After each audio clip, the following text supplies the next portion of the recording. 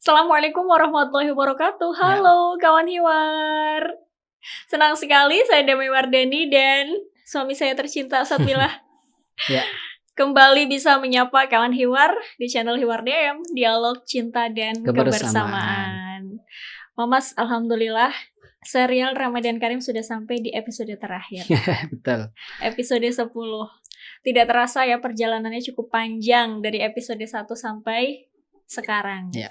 Semoga semua itu bisa dipetik hikmahnya, bermanfaat untuk kawan Hiwar dan tentunya untuk kita pribadi. Ya, amin insyaallah. Amin insyaallah. Dan di episode terakhir kawan Hiwar, kita akan membahas ngobrol seputar peradaban Islam.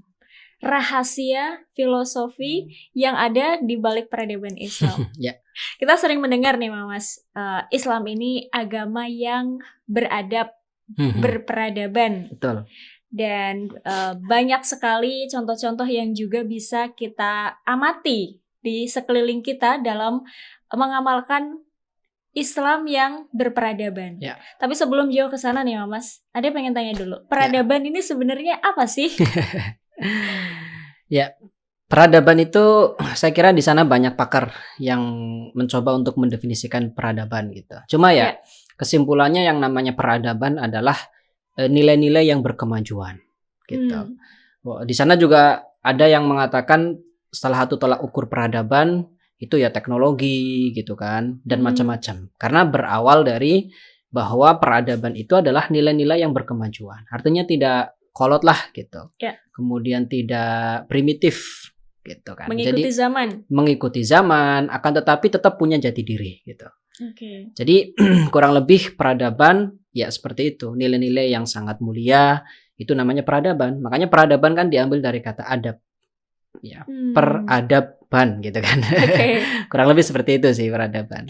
Nah kalau ditarik ke agama Islam nih, bagaimana atau seperti apa gambaran peradaban Islam yang sebenarnya ini? Ya, berbicara tentang peradaban Islam itu ranahnya saya kira sangat luas sekali. Ya. Karena kita tahu bahwa agama Islam adalah agama yang berperadaban. Tuh. Makanya ada ungkapan al-Islamu dinul hadarah. Nah, bahasa Arabnya peradaban adalah al-hadarah itu. Okay. Ya. Al-Islamu dinul hadarah. Agama Islam adalah agama yang berperadaban. Dan itu bisa dibuktikan. Luar biasa kalau kita berbicara tentang thaqafah al-Islamiyah. Di sana tersimpan banyak sekali kebudayaan-kebudayaan yang nilainya itu sangat luhur. Gitu. Salah satu bentuk peradaban Islam yang tercatat oleh sejarah nih adalah bagaimana umat Islam itu ya melebarkan sayap dakwahnya ke satu negara, ke negara yang lain. Betul. Itu luar sampai biasa Indonesia. Sekali. Bahkan kemudian sampai Indonesia ya kan. Betul. Jadi tidak membutuhkan waktu yang lama untuk Islam itu bisa menyebar ke berbagai negara gitu kan. Nah, yang menjadi titik poin nilai peradaban yang dimiliki oleh Islam di dalam menyebarkan dakwahnya adalah Islam itu tidak memaksa pemeluknya atau tidak memaksa penduduk setempat untuk memeluk agama Islam. Begitu, diberikan kebebasan untuk memilih tetap mereka, gitu kan. Itu luar biasa gitu. Soalnya kalau dia adalah seorang penjajah, maka yang dilakukan oleh seorang penjajah adalah apa? Ya, penduduknya dieksploitasi. Harus mengikuti apa yang diinginkan oleh si penjajah itu. Ya, betul. Jadi beda antara dakwah Islam menyebarkan kekuasaan daerah Islam berbeda dengan makna penjajahan. Ya, ciri khas penjajahan tadi memaksa. Ciri khas penjajahan yang kedua itu apa misalnya mengambil harta kekayaan yang di negeri jajahan untuk dibawa ke negerinya, memperkaya negerinya gitu. Yang terjadi Islam tidak demikian. Ketika Islam datang ke Mesir misalnya, tidak kemudian kekayaan Mesir dieksploitasi dibawa ke Madinah kan? Tetap di Mesir kekayaan diolah untuk kepentingan penduduk Mesir. Dan di negara-negara lain seperti itu. Islam datang ke Syam juga sama. Jadi Islam datang membawa sebuah manhaj, membawa sebuah sistem untuk memakmurkan negara itu. Jadi ketika Islam berhadapan dengan orangnya, Islam tidak memaksa. Berhadapan dengan negerinya, Islam ternyata tidak mengeksploitasi, malah memakmurkan. Bahkan tidak ada perang ya? Tidak dengan peperangan. Kalau ada peperangan pun itu dalam konteks yang sangat kecil dan ada penyebab-penyebab di sana. Ada mukaddimah-mukaddimahnya, pendahuluan daripada perang itu. Seringnya ya Islam yang pada akhirnya berakhir dengan peperangan itu karena ada pengkhianatan dulu misalnya. Dan dalam rangka untuk mempertahankan diri. Bukan gitu. untuk sengaja menyerang. Bukan untuk menyerang dan menguasai gitu. Nah, itu dalam sejarah tercatat seperti itu Islam. Ke Mesir, ke Indonesia bahkan ya kan. Dan ke negara-negara yang lain. Kemudian kita juga mendapati dalam dunia keilmuan. Isinya peradaban semuanya itu. Berkemajuan isinya. Keilmuan-keilmuan Islam misalnya yang sederhana sekali adalah Islam memiliki ilmu usulul fiqh. Ilmu usul fiqh itu kan kesimpulannya ilmu qawaidu fahmin nusus. Kaidah memahami teks. Ya kan? Belum lama ini masyhur ya teori hermeneutika. Ya kan, yang dikaji di berbagai negara, di Jerman karena munculnya di Jerman, kemudian diajarkan di Turki sampai sekarang ya. Yang mana teori hermeneutika ini intinya adalah teori untuk memahami teks, untuk memahami sastra, ya kan? Betul. Ini kalau kita bandingkan dengan yang dimiliki oleh Islam berupa ilmu usul fiqh, maka hermeneutika itu tidak ada apa-apanya. Ilmu usul fikih itu sangat lebih dalam dan lebih dari itu untuk memahami sebuah teks. Itu ilmu usul fikih. Baik memahami teks yang suci, Al-Quran dan hadis, atau teks dari para ulama itu sendiri. Artinya Islam sudah lebih maju duluan gitu daripada peradaban keilmuan yang baru dibuatlah oleh mereka pada akhir-akhir ini. Contoh sederhananya adalah teori hermeneutika. Dibandingkan dengan usul fikih itu jauh. Itu dalam keilmuan. Belum dalam ilmu bahasa linguistik. Wah, luar biasa. Ilmu bahasa kalau kita mengkaji ilmu bahasa terutama bahasa Arab ya, itu luar biasa. Keilmuannya, cabang keilmuannya banyak sekali. Ada balaghahnya, ilmu ma'ani, ilmu bayan, ilmu badi'. Ya kan nanti ada ilmu istiqaq, nahwu sharaf sudah pasti. Ada ilmu wada', ya. Ada ilmu dalalah. Itu semuanya adalah ilmu tentang bahasa. Ya. Kemudian di ranah adab ya. Di Mesir ini ada seseorang ulama yang buta dan dia termasuk wali Allah, namanya Syekh Ali Al-Khawas. Ya, jadi Syekh Ali Al-Khawas ini diceritakan beliau itu buta tapi wali solehin dan hafal Al-Quran. Beliau itu salah satu bentuk keseharian beliau adalah membersihkan tempat minum-minum anjing yang ada di pinggir jalan. Yunadzifu masaqiyal kilab, membersihkan tempat-tempat minum anjing. Kita lihat kan kalau kita berjalan gitu, ada tempat-tempat minum anjing. Itu beliau mau turun malam hari untuk membersihkan itu. Dan di siang hari beliau juga mau membersihkan masjid, selokan-selokan beliau bersihkan. Itu sebuah peradaban sangat luar biasa gitu kan. Bahkan belum lama ini ya di Mesir ada ulama ya terkenal seorang ahli tafsir Syekh Asy-Sya'rawi rahimahullah ya. Syekh Sya'rawi ini juga sama. Suatu saat beliau itu naik mobil, ya, ada sopirnya pasti. Kemudian ketika sampai di sebuah tempat, itu orang langsung mengerubun, ya, langsung memburu Syekh Sya'rawi karena beliau sangat terkenal dan para penduduk sekitar itu cinta sekali dengan Syekh Sya'rawi.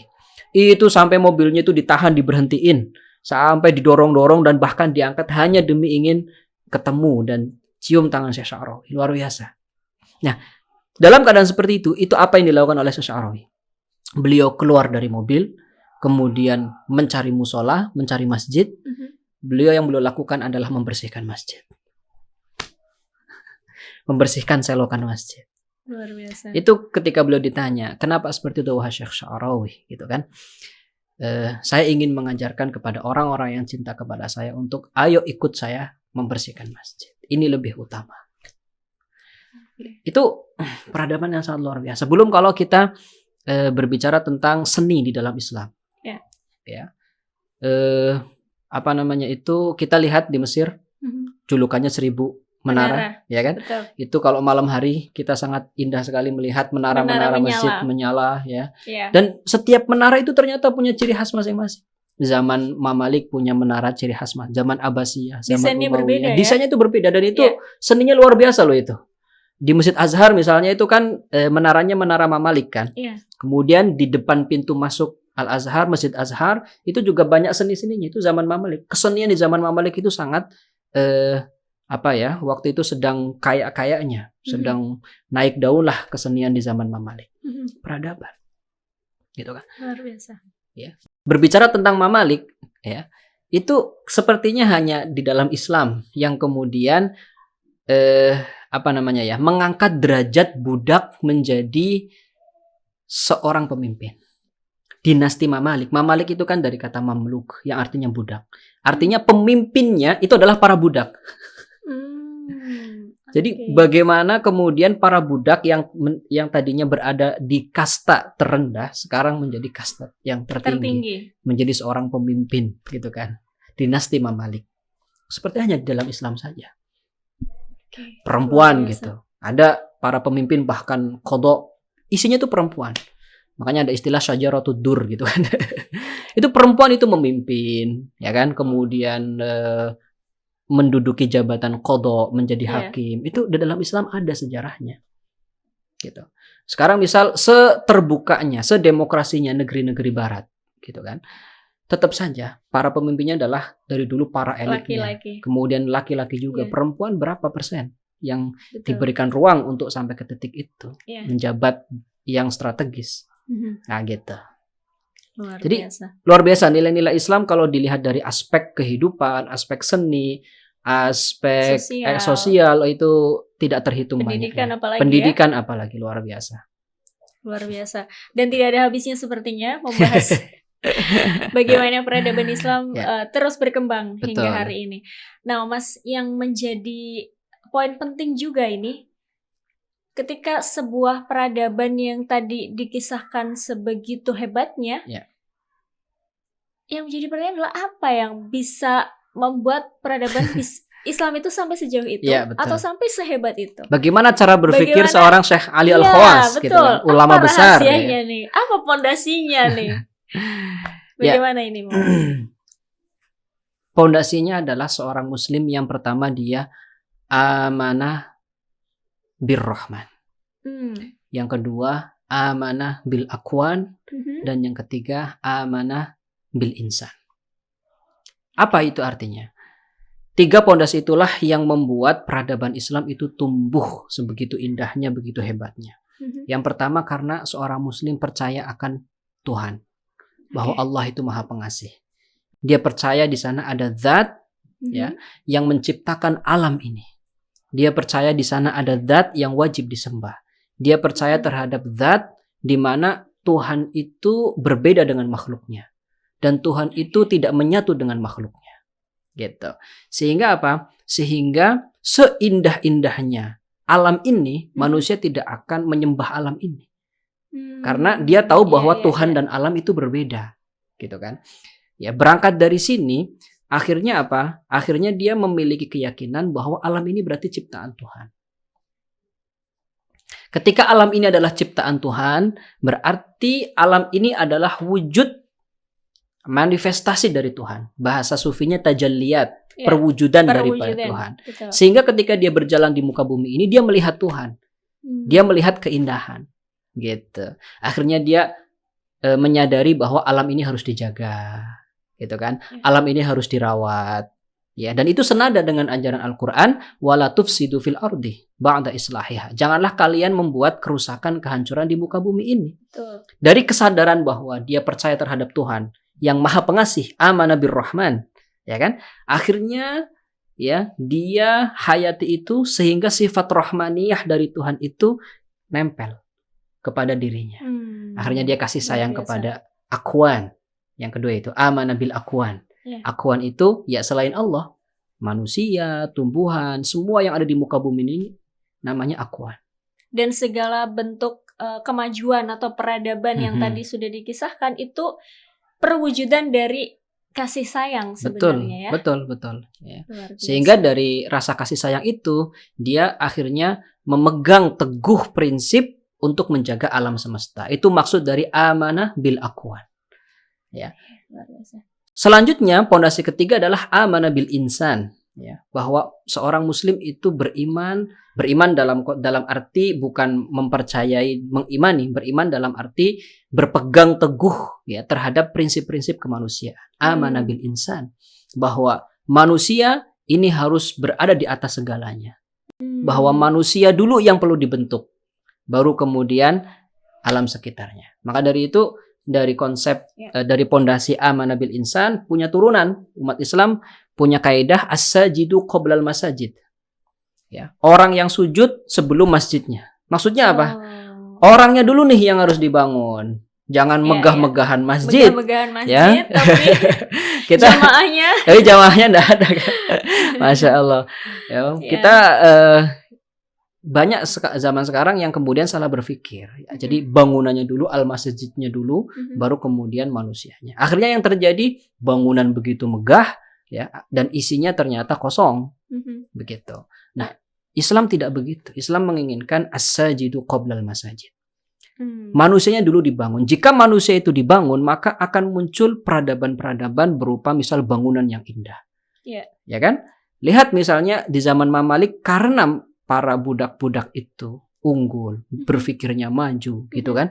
Akhirnya ya terjadi pembangunan-pembangunan yang sangat luar biasa. Kesenian maju pada waktu itu. Ya. As-sajidu qoblal masajid ini juga senada dengan apa? Dengan al-insan qoblal bunyan. Manusia dulu sebelum bangunan. Ini unik. Ya, Islam itu ternyata lebih memperhatikan manusianya dulu, baru apa? Baru benda-benda mati. Kenapa? Karena sebenarnya benda-benda mati itulah yang diciptakan oleh manusia. Jika manusianya itu kuat, manusianya itu hebat, ya kan? Maka yang akan diciptakan pun hal-hal yang luar biasa, hal-hal yang hebat. Dan sehebat apapun sesuatu yang sudah diciptakan, kalau ternyata manusia yang memanfaatkannya tidak sehebat itu, belum tentu maslahatnya sesuai dengan apa yang dicita-citakan. Dan ini juga kalau sedikit ditarik nih ke misalnya ranah pekerjaan.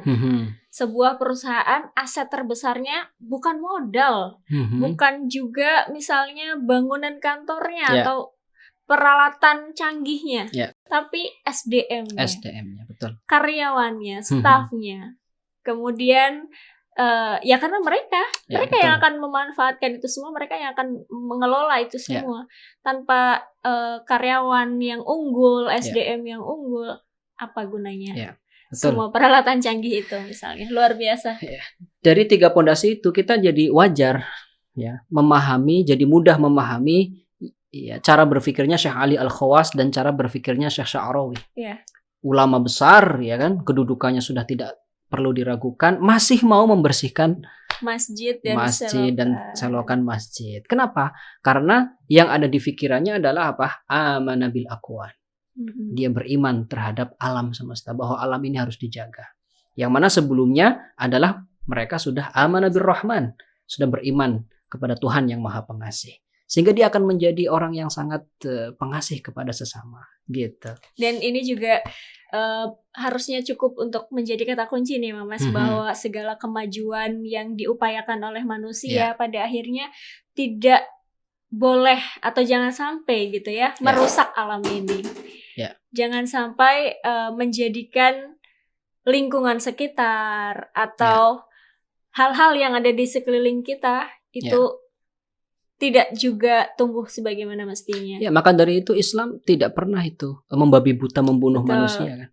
Ya tadi dalam masalah menyebarkan dakwahnya, ketika masuk ke sebuah negara, ke sebuah daerah, tidak kemudian orang yang tidak nurut akan dibunuh misalnya. Pernah kita ceritakan kan dalam peristiwa Fathu Makkah, bagaimana Nabi dengan para sahabatnya sudah ke Mekah. Orang-orang kafir Quraisy ketakutan. Ini Nabi nih ketika sudah menguasai Mekah bakal balas dendam, kita bakal mati dihabisi, gitu kan? Ternyata tidak. Justru Nabi mengatakan idhabu fa antum tulaqa.